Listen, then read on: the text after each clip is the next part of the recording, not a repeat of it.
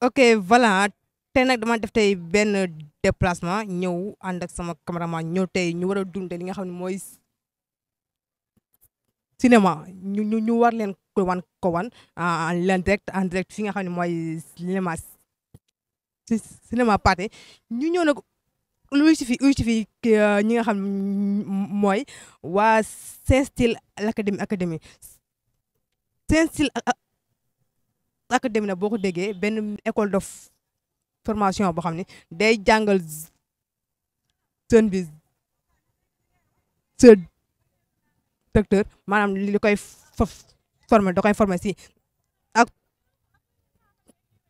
en même temps si développement personnel léegi Omar Ndiaye su baaxee da may topp ñu dugg si biir salle bi ma wan leen artistes yi nga xam ne ñoo nekk si biir salle bi ak les produits yi nga xam ne waa Sen Style Academy commencé nañ ko tourné Omar Ndiaye su baaxee aca on y va. yëg nga ni may wër mais man maay sa fan si numéro 1. la neex demal la neex. macha allah Mado ñoo fekk la fi nga xam ne mooy cinéma Pathé mu nekk programme waa Sen Style Academy mooy seen lancement bi yow tamit ñu gis la si biir en tant que membre parce que sànq gis nañ si biir production bi joué nga fa rôle bu am solo nga yaa ko joué parce que moom bokk na si li gain du pouvoir yéen loolu xam ngeen ko Mado ginnaaw bi ma la nuyoo pare looy mën a wax si Sen Style Academy. dégguma li nga wax dama déggul nga ne. yow Mado man li ma fi non Mado. ay lii non waa waxal léegi on recommence. léegi on recommence léegi. li nga wax laa déggul baal ma dégguma bi laay déggul ba dégguma la. nit ñi bëri du yow. non man nag il est temps ma changer liggéey foog ma changer liggéey. bul changer liggéey yow. non dama changer liggéey. non bul changer liggéey. ma ne loo ci mën a wax si Sen Style Academy. waaw alors waa Sen Style Academy c'est une association à but non lucratif ñun ñëpp ay jeunes la ñu yu bëgg cinéma bon man maay maire bi quoi mais am na ay jeunes yu bëgg cinéma et dañuy jàppalante on a des répétitions dañuy cotiser symboliquement rek mais dañu ànd parce que dañu bëgg cinéma donc dañuy def ay courts métrages il y a des cours Douta Seck la ñuy defee répétitions yi en général donc il faut ngeen xool suñu page Sen Style Academy ñu ngi Instagram ñu ngi TikTok. suivre leen ñu comme ça di ngeen di xool bu baax li ñuy def ñi nga xam ne bëgg nañ cinéma rejoindre leen ñu parce que c'est une passion ñu def ci fulla ak fayda yóbbu turu Sénégal du noonu. buy noonu la yow nee naa lépp la wax noonu lépp la bu waxul tamit noonu la mais te ñu gis tey Sénégal toll na tey foo xam ne képp ku maanaam képp ku tug rek mu ne dafa bëgg a jouer. waaw Demba léegi la mu baax voilà léegi yow tey yow ñooy ban conseil moom nga ne moom nga leen mën a wax mën a jouer c'est pas donné à tout le monde c'est pas parce que da ngay gis nit ñi ci télé bi rek nga defee ne yomb na liggéey bu metti la c'est beaucoup d'heures de travail donc képp ku ko bëgg rek dama lay conseiller ne nga dem nga jàng ko defal théâtre defal cours de acting nga jàng bu baax a baax balaa nga ciy dugg et puis nga renseigné wu bu baax ndax di nga antal pression bi parce que am na pression tamit bu ko nit ñi xeeb voilà faut pas juste ut buzz bu dee buzz la ci dugal moom doo ci yàgg. dëgg la mais Mado maa ngi lay kontaan wax nga lu am solo. waaw mais kontaan naa. ok mami nuyu naa. maa ngi lay fay bu baax a baax. mami bàyyi nga ni dama tër ba yàqu. kii tuuti rek laa dégg de. mais ba doore. non du ma reetaan. doomu église. déjà léegi nga église. non baal ma dama ko tàmm rek. ok d'accord mu ngi noonu léegi mami ñu ñëw fekk la fi nga xam ne mooy cinéma Pathé tey tey lu waral tey teew waaw laay bi. ñëw soutenir sama ay collègues sama ay frères ñoom Ndiaga ñoom Papa Mbaye samay waa kër lañu c'est la famille donc tey il fallait que ma teew. d'accord mu mel ni Ndiaga yaa ngi Ndiaga ak say frères am ngeen ay relation yoo xam ne ba tax tey nga def déplacement ñëw fi mais tey mami tey ñu faraloon di la gis tey si ay série mais su ma jumul këj nañ laa di gis si ay série lu waral lool.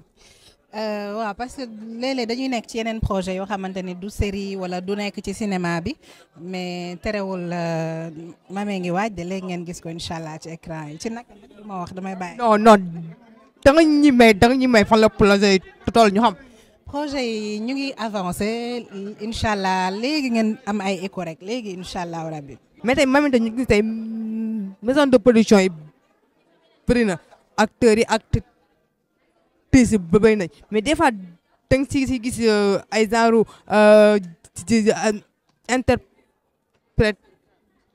interprétation yoo xam ne un bon acteur war toog comporté lool léegi su waat nit ñi ñoo ñëw di def lu leen neex wala voilà lu war a lool. bon après man du ma bëgg trop di juger lu keneen di def parce que man je me dis nit ku nekk sa conscience doy na la et samay mbir ak samay bàkkaar ak samay yeneen daf maa doy sëkk. waaw mais déedéet yow mami. c'est vrai que du tere nag dinañu conseiller xëy na suñuy jeunes frères ak suñu ay rakk yu nga xamante ne ñooy ñëw après ñun di leen wax ni que na ànd ak dal ñu xam ni que ndànk-ndànk ci ngay dem ba mën a yéeg te tëbuñu tëb rek ñun tey tollu peut-être fenn wala def dara am na loo xamante ni xëy na mu ngi suñu ginnaaw te waxuñu ko wala wanewuñu ko donc ñu xam ni que liggéey dafa laaj xooslu dafa laaj gestu dafa laaj jàng dafa laaj xam nga ndànk-ndànk daal ba nga yegg fi nga war a yegg mu bañ la jaral nag lu nekk pour yegg ci waaw. voilà merci beaucoup mami di jéglu baax la bégayeuse non c'est que loolu fekk bay wax yow di ci càng xam nga dër loolu day perte sa temps dama see perte sa temps moo tax may jéglu. non amul perte temps yow man dama la fan déjà waaw dama la fan donc yow xam nga dama lay suivre kontaan ci say contenu et waaw bëgg naa tamit nga waxtaanal ma daal. waxtaanal non dama lay seesi incha allah. dinaa la xaar. ok merci beaucoup. non dinaa saa si Abdou Salim. waaw Paasan léegi saa yi boo commencé di ñàngal. non ñàngalu ma de walaay déglu dama lay déglu kay fi mu ne nii ñàngalu ma. waaw mais 17 heures man dama dër maanaam man sama wax day ci tàng. waaw léegi da nga am temps nga déglu ma instant am nga temps. instant bi waaw maa ngi lay déglu. amee déglu waaw d'accord ñu ñëw fekk la fi nga xam ne mooy cinéma parti nga ñëw si nga ñëw si lancement wu Saint-Stal académie ana tey la ma war a tey leewaay bi. waaw xam nga académie la pour acteurs sénégalais yi acteurs comédiens woo en fait académie bi dañ ko ubbi pour ñëpp tey jii képp kuy acteur wala ngay comédien da nga ci war a sentir sa bopp da nga war a am fierté ñëw bokk ci parce que bu ñu liñ naan am na yoo xam ne bu ci ñëpp jàppee mu avancé léegi nag il faut ñun ñëpp ñu jàpp ci puusandoo mu dem léegi nag man looloo tax ma nit ma ñëw dama ciy jàpp puus mu demaale ñoom ñu puusaale ma xaw ma nata dégg nga wax ci jeex na tàkk. mais peu juste ça tey ñu faral di la gis tey si xamante am na acteurs yu bëri yoo xam ne benn rôle donc moom la leen di ñëpp tey xamee mais yow ñu lay gisee si différents ay rôle li waral loolu. waaw mais xam nga boo nee acteur nga rek attends-toi à ce que ngay jouer rôle yu bari en fait attends-toi à ce que ñu jox la n'importe quel rôle bien vrai que di nga am peut-être yoo xam ne di nga ko bañ mais lu néew lay doon li ci des nag il faut que yow ngay xaar sa bopp ci yenn personnages yi ci yenn rôle yi parce que amaana àdduna ni mu bindoo façon nit bu ne am na façon nit bu nekk am na façon bu ne am na fi léegi nag noonu mu bindoo noonu écosystème boobu noonu mu am mooy tax ba yow nga xam exactement ni li nga war a jouer nii lu am ci àdduna la da nga war a xaar sa bopp ci loolu parce que loolu moo am ci àdduna bi écosystème la noonu rek la demee moo tax man à chaque fois ñi propose ma benn rôle du ma ne mënuma ko mais dinaa ko jéem a def ba résultat fekk ma ci que ça soit mu positif que mu négatif teewul dinaa continuer di jéem. tey bu ñu la joxantee benn rôle boo xam ne rôle deux lii la tey li ci def da nga def. rôle dër. non rôle deux maanaam. non. gisoo sànq ci njëlbeen ma ne la yow dinañ la jox n'importe quel rôle mais yow am na yoo xam ne da nga koy bañ da nga am say bañeel waaye teewul bañeel yooyu lu néew lay doon ci liy dox ci dëkk bi ndax nit ku bon am na fi nit ku baax am na fi agresseur am na fi bandi am na fi chef d'entreprise am na fi homme au foyer am na fi lépp am na fi waaye loolu noonu nga tudd noonu bokk na ci yoo xam ne man amaana man tey jii man bokk man paasan du lu may def comprendre nga mooy ci li ma la waxoon ñaar yi nga xam ni ci yi ma la yi limal ne la yooyu du ma ko def daal waaw boobu non pratiquement boobu rek la waaw boobu d'accord duñ ma jox man dama koy jouer aw ma d'accord kii juste te ñu gis ni tey cinéma bi tey toll na foo xam ni képp ku di jóg ne day dem defi cinéma ku jóg ne day dem defi cinéma lan la pour am buzz la wala pour succès ba buzz mooy succès wala pour lan la man comprendre. waaw am na ci ñoo xam ne buzz moo leen ci dugal am na ñoo xam ne dañ koy def pour bëgg cee siw def ko genre vitrine maanaam wane seen bopp am na ñu koy def man nag su ma gisee ñu koy def damay xam ni ñii xamuñu exactement njëriñ bi nga xam ne moom la art culture cinéma am xamuñu njëriñ bi en fait moo tax ñuy def loolu c'est-à-dire ñoom dañoo jàpp ne que yëf yi fo la ay caaxaan la da ngay ñëw dugg ci rek noonu mu neex nga jékki-jékki waaw affaire yi déedéet demewul noonu da ngay sonn man bi ma duggee gis ni que man soxla naa jàng lu baree bare ba damaa dem gëstuwaat te ba léegi nii maa ngi gëstu di jàng parce que li ma bëgg la dama ko opté nekkul loo xam ne dama koy def pour siw ci wala pour buzz wala quoi que ce soit man loolu sama yoon new je m'en fous su ma waree génn ci mbedd mi génn wax ak nit ñi xaaxataay ak nit ñi dama koy def su may génn ak samay carax wala sama culotte ci mbedd mi dama koy def parce que defuma ko ndax ngistal wala ndax waaw dama bëgg man rek ñu may gis déedéet dama ko def parce que dama ko bëgg lu ma ci fekk nag ma xam ni bonus la yàlla moo ma ko jagleel jeex na. mais Paasan ñu ngi lay jaajëfal baax man laa bëggees ak bëggees pour ñu ngi lay jaajëfal di am si. la bëggees maa la gën a kontaan. mais en tout cas di am contentement ñëw fii fekk la fi nga xam ne mooy cinéma Pathé tey ñu gis la nga bokk si membre yi maanaam si l'acteurs yi acteurs yi gis nañu tamit si production nga si lu am solo macha allah mais tey loo ñu mën wax tey si Saint-Style à l'académie. waaw Saint-Style Academy structure la buy def ci formation pour les acteurs et les comédiens donc ñun ci loolu la ñuy yëngatu formation bi day am théorique ak pratique en général et dañu remarqué ne loolu problème bu fi nekk la ci suñu milieu bi donc on est obligé ñu def ci suñu wàllu ñu góorgóorlu ci loolu moo tax ñu teg Saint-Style Academy. mais oui mais ñu gisaloon na si Salma boobu ba tey ñu xaar dërëm saison. maa ngi leen di déglu sax ñoom ba léegi maa ngi leen di déglu. ça veut dire ñoom waa Salma ñoom ñoo pare. bon xaw ma de mais maa ngi leen di déglu en tout cas. yaa ngi leen di déglu ñun tamit ñoo ngi toog di leen déglu. dégloo ndoo ko naa. mais en tout cas merci beaucoup. jërëjëf kontaan nañu bu baax. oui ma. sama yaay am na yaay. mooy yaay kaay nag yaay booy. dama la nëmm. moo door. oui ma ñu lay taxaw ci nga xam ne nag mooy Balak Fatma. Fatwa. Balak Fat. du black de bu ma def ay black comme bootu black de black bu sadi nga xool black. non si black. non non black. non da ngay comprendre ma sama wax yombul. dama laa bëgg a yëngal. boo ma yëngalee de xaaral yëkkaay de. ndax boo meree da ngay gën a dër. mais.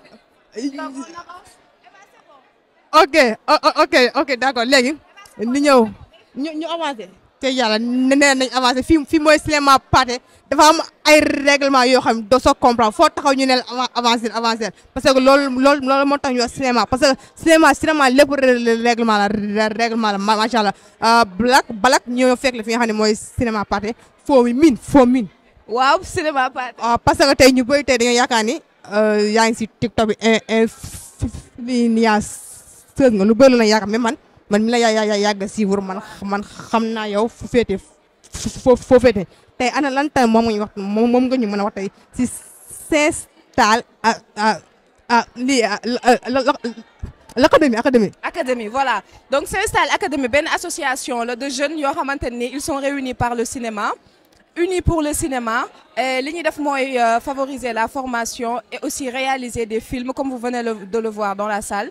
ñu nekk groupe boo xamante ne nii dañoo passionné jël cinéma bëgg ko at ci kaw renouveler les choses jël li nga xamante ni aussi mooy formation bi manqué ci métier bi ñu gën ko mettre en avant pour cinéma africain particulièrement sénégalais gën a mën a nekk ci kanam au niveau national et international. mais yéen am ngeen ni yaakaar ni Saint-Stal Academy li muy jotoo produire maison de production fii Sénégal li na ko fi li na ko fi.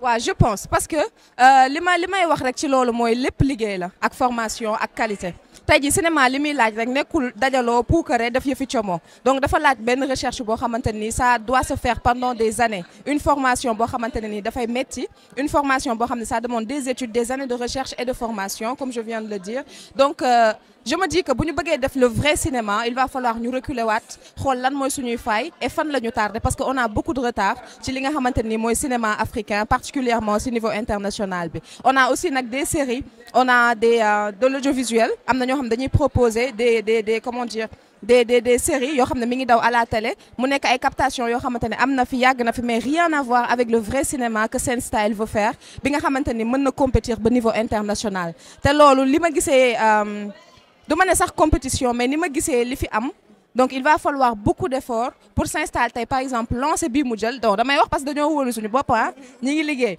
donc lancer bii ñu nekk il va falloir beaucoup d'efforts et beaucoup de travail pour cinéma bi gën a jóg parce que du liggéeyu Saint-Stal kase c'est un travail de toute une génération donc ñëpp ci war a jàpp ñi gëm cinéma te xam valeur am ñoo ci war a jàpp. dégg nga la. ma ne bu dër bi xawee yàgg rek man mën naa crise sa kaw man bëgguma dara looy càng damaa bëgg muy gaaw.